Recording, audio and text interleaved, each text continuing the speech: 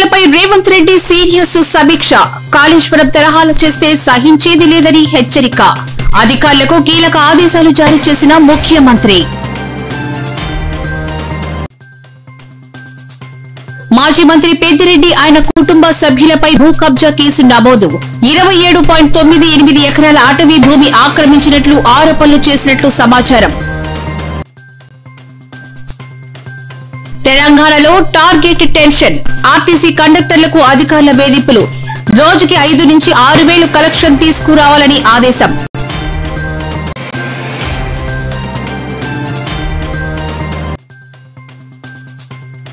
నేటి నుంచి అనంతపురంలో మంత్రి నారా లోకేష్ పర్యటన. పలు అభివృద్ది కార్యక్రమాలకు శంకుస్థాపన కార్యక్రమంలో పాల్గొంటున్న ఏపీ ఐటీ విద్యాశాఖల మంత్రి.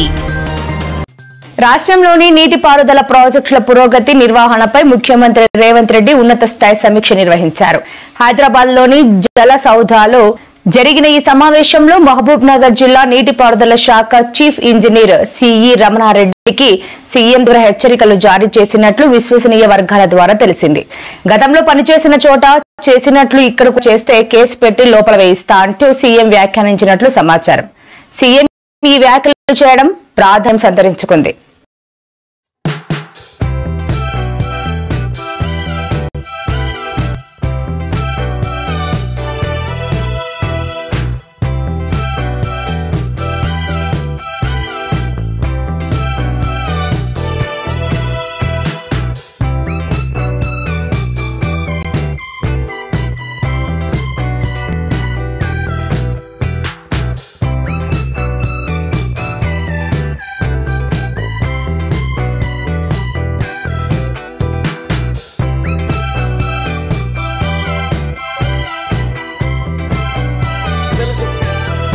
ఆనాడు తెలంగాణ ఉద్యమ సందర్భంగా కొన్ని రాజకీయ పార్టీలు నీళ్లు నిధులు నియామకాల పేరు మీద ఆనాడు జరిగిన తెలంగాణ ఉద్యమాన్ని భావోద్వేగంగా మార్చి రాజకీయ ప్రయోజనాలు పొందడమే కాదు 2 సార్లు అధికారంలోకి వచ్చి ప్రభుత్వాన్ని నడిపించిన 10 సంవత్సరాలు.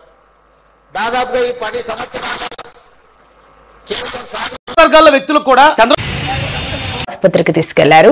వంశీకి ప్రస్తుతం ఆసుపత్రిలో వైద్యం కొనసాగుతోంది. అయితే విషయం బయటకు తెలియడంతో ఆసుపత్రి వద్దకు వైసీపీ శ్రేణులు భారీగా చేరుకున్నట్లు సమాచారం. వల్లభనేని వంశీ ఆరోగ్యంపై వైసీపీ శ్రేణులు ఆందోళన వ్యక్తం చేస్తున్నారు.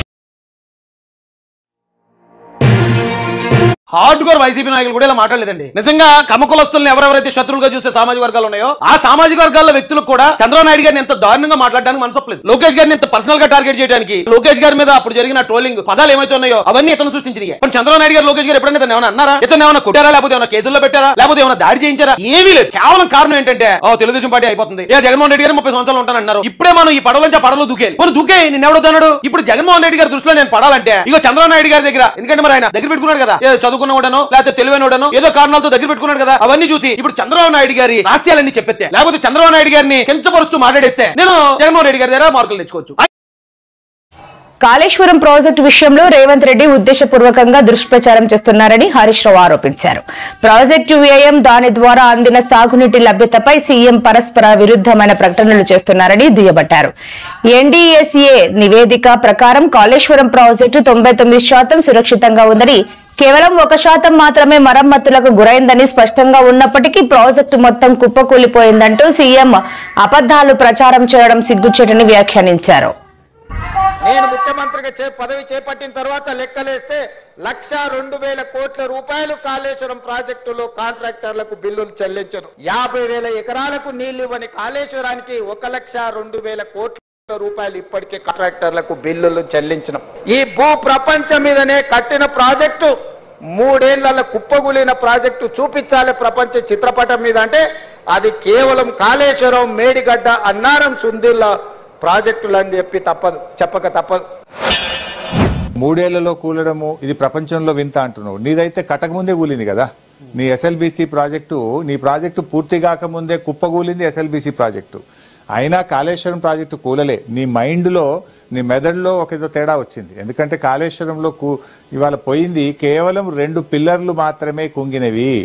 నేను సూటిగా అడుగుతున్నా రేవంత్ రెడ్డిని, ఇలా కాళేశ్వరం ప్రాజెక్టే పోయిందని మాట్లాడే నువ్వు మల్లన్న సాగర్ నుంచి హైదరాబాద్కు 20 టీఎంసీల నీళ్లు తెస్తానని టెండర్లు పిలిచినావు కదా.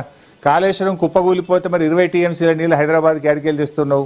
నువ్వు నీళ్లు తెచ్చేది కాళేశ్వరం ప్రాజెక్టులో అంతర్భాగమే కదా. అంటే కేవలం చిల్లర మల్లర రాజకీయాల కోసం రేవంత్ రెడ్డి మాట్లాడు. వైసీపీ నేత పొంగనూరు ఎమ్మెల్యే పెద్దిరెడ్డి రామచంద్రారెడ్డితో పాటు ఆయన కుటుంబ సభ్యులపై అటవీశాఖ అధికారులు కేసు నమోదు చేశారు. పెద్దిరెడ్డితో పాటు ఆయన కుమారుడు రాజంపేట ఎంపీ పెద్దిరెడ్డి మిథున్ రెడ్డి, సోదరుడు తంబళ్లపల్లె ఎమ్మెల్యే పెద్దిరెడ్డి ద్వారకనాథరెడ్డి, పెద్దిరెడ్డి సోదరుడి భార్య ఇందిరమ్మను ఈ కేసులో నిందితులుగా పేర్కొన్నారు. పెద్దిరెడ్డి కుటుంబ సభ్యులు సుమారు 27.98 ఎకరాల అటవీ భూమిని ఆక్రమించినట్టు నిర్ధారణకు వచ్చింది.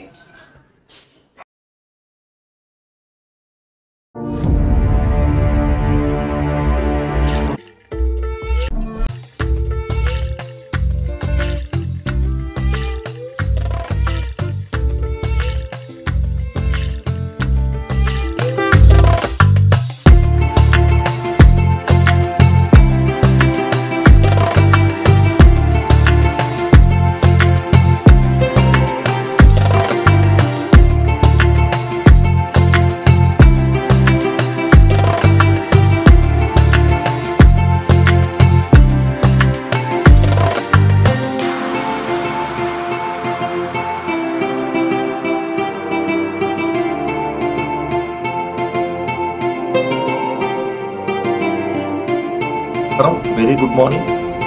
ఆంధ్రప్రదేశ్ రాష్ట్రాన్ని పట్టి పీడిస్తున్నటువంటి ఆ 2 విషపు పత్రికలు ఏదైతే ఉన్నాయో ఆ విషపు పత్రికల్లో ఏ విధంగా విషపూరితంగా ప్రతిరోజు వార్తలు రాస్తూ ప్రజల మెదడులోకి విషాన్ని ఎక్కించాలనేటటువంటి ప్రయత్నం ఎలా చేస్తారో మనందరం చూస్తూనే ఉన్నాం.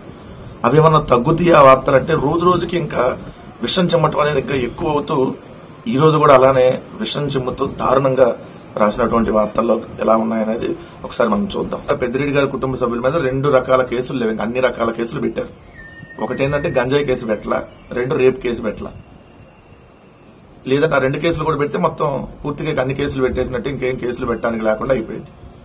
అంటే ఈ 11 నెలల్లో ఏ విధంగా పెద్దిరెడ్డి గారి కుటుంబ సభ్యుల్ని వేధిస్తా ఉన్నారు, రెడ్ బుక్ రాజ్యాంగంలో భాగంగా ఏ విధంగా తప్పుడు కేసులు పెడుతున్నారనడానికి ఇది ఇంకొక ఉదాహరణ.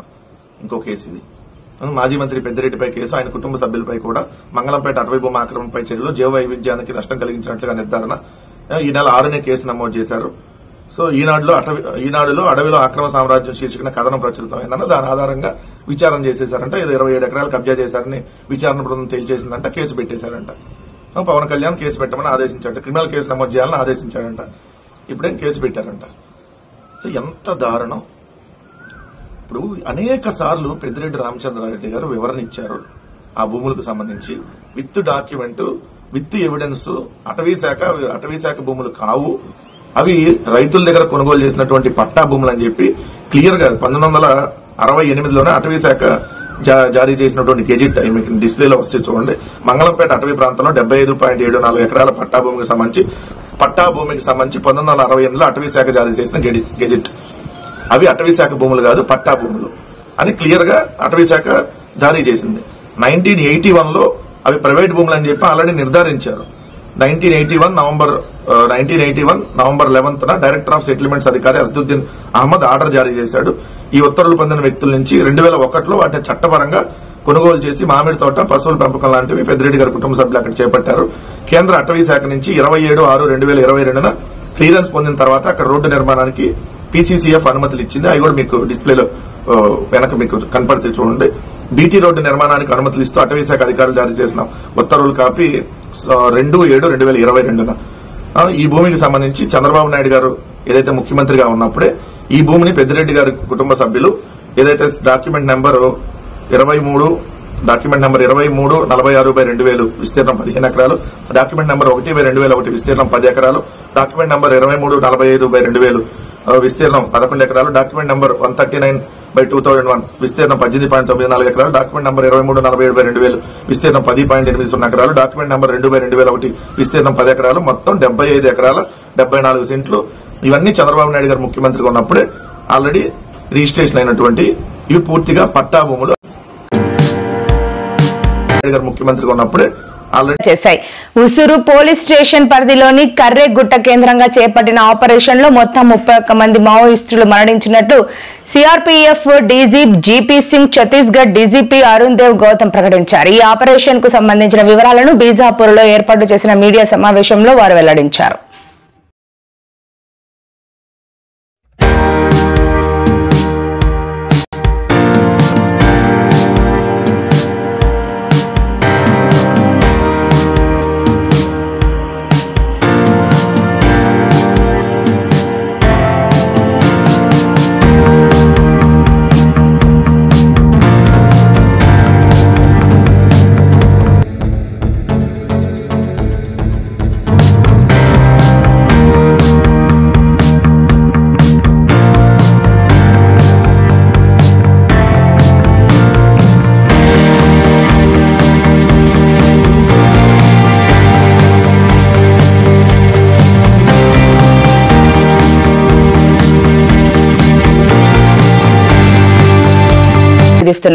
రోజుకు కలెక్షన్ 5,000 నుంచి 6,000 తీసుకురావాలని ఆదేశిస్తున్నారు.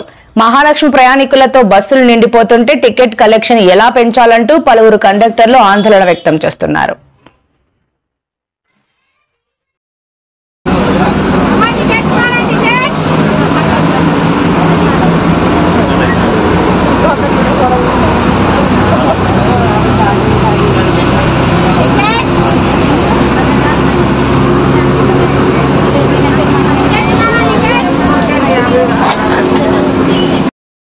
మహాలక్ష్మి ఫ్రీ టికెట్ ఇస్తే నేనెందుకు తీసుకొని జోబులో పెట్టుకోవాలా? మళ్ళా మీకెళ్ళి నాకు దబాయిస్తూ నల్లకుంటా అని ఏం పేరన్నా నీది? నీ పేరేంది చెప్పు. అట్లెట్లా వస్తుంది? నీకు చదవనికి రాదా? కొత్తగా ఇస్తున్నావు టికెట్, మళ్ళా పైసలు ఇచ్చే ఫ్రీగా ఇచ్చేసే మళ్ళీ నాకు.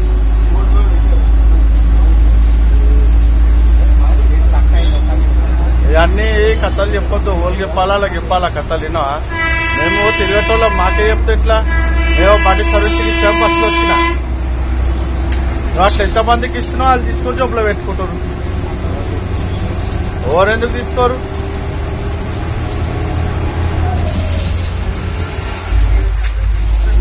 నేను రోజు ఎక్కుతా అని చెప్తుంటే కూడా మళ్ళీ అదే మాటలు మాట్లాడుతున్నాం. ఆడ నేను ఫంక్షన్ హాల్ కాడ బస్ ఆపిన, బస్ ఆపితే 2 బస్సులు వచ్చినాయి. ఇట్లా చేయటం పెట్టినా ఆపునాయన అంటే అట్లనే వచ్చిండు బస్సు దంచుకొని. ఆడికెళ్ళి ఇడికి నడుచుకుంటూ వచ్చిన. ఎందుకు పెట్టాలి ఈ బస్సులు? మీరు ఎందుకు ఓడబెట్టమన్నాడు? మేము అడిగినాము, మాకు బస్సు పిరి పెట్టాయో మీకు ఓటేసామని. ఎంతసేపు నుంచి వెయిట్ చేస్తున్నాడా? ఎంత గంట సేపు నేను ఆడికెళ్ళి నడుచుకుంటూ వచ్చిన. ఇడికి ఆపుతలేరని, నేను అర్జెంట్ పోయేది ఉందని. ఈ పాడకాలు బస్సు ఇది తీసేయాలి. ఒక రోజు తిరిగి కొలుపులు వస్తాలకే మంచిగా ఉంది. ఇది మేము ఎన్నడా ఒక నాడు పోతాలకు మాకేమన్నా రోజు పోని ఏదన్నా అవసరం ఉంటేనే పోతాము.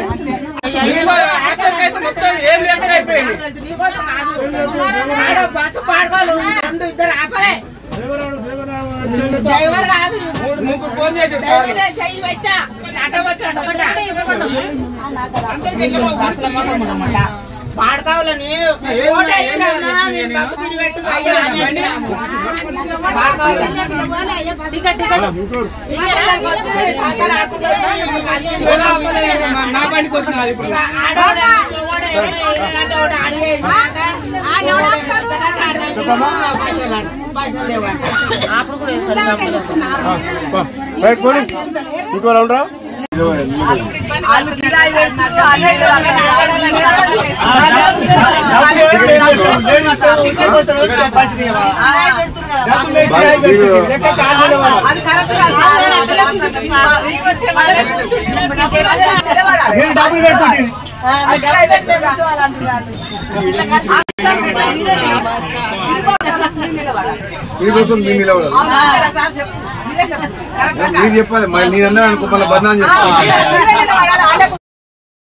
నారా లోకేష్ నేటి నుంచి అనంతపురం జిల్లాలో 3 రోజుల పాటు పర్యటించనున్నారు. 16వ తేదీ ఉదయం 10 గంటలకు 22,000 కోట్లతో చేపట్టనున్న రిన్యూ ప్రాజెక్టుకు శంకుస్థాపన చేస్తారు. మధ్యాహ్నం 1 గంట నుంచి 2 గంటల వరకు కళ్యాణదుర్గం ఎమ్మెల్యే అమిలినేని సురేంద్రబాబు కుమార్తె వివాహానికి హాజరవుతారు. శుక్రవారం రాత్రి అనంతపురంలోనే మంత్రి లోకేష్ బస చేస్తారు. 17వ తేదీ జేఎన్టీయూ స్నాతకోత్సవంలో మంత్రి పాల్గొంటారు. కార్యక్రమం అనంతరం తిరిగి హైదరాబాద్ కు బయలుదేరి వస్తారు.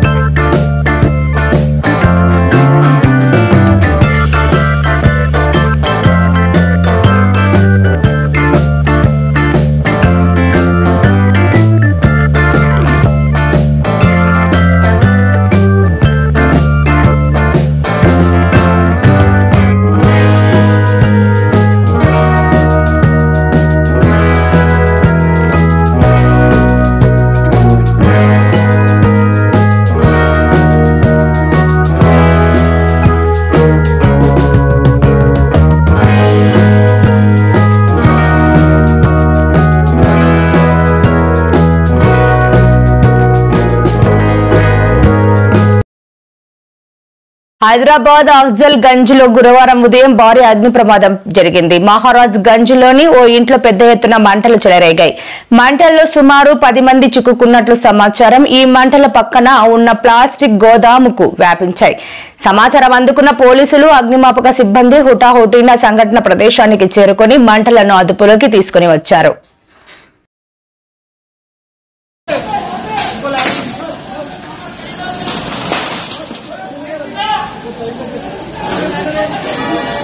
अरे ऊपर रहने दो, उन लोगों को ऊपर रहने दो, टेंशन नहीं है, ये डाल देंगे।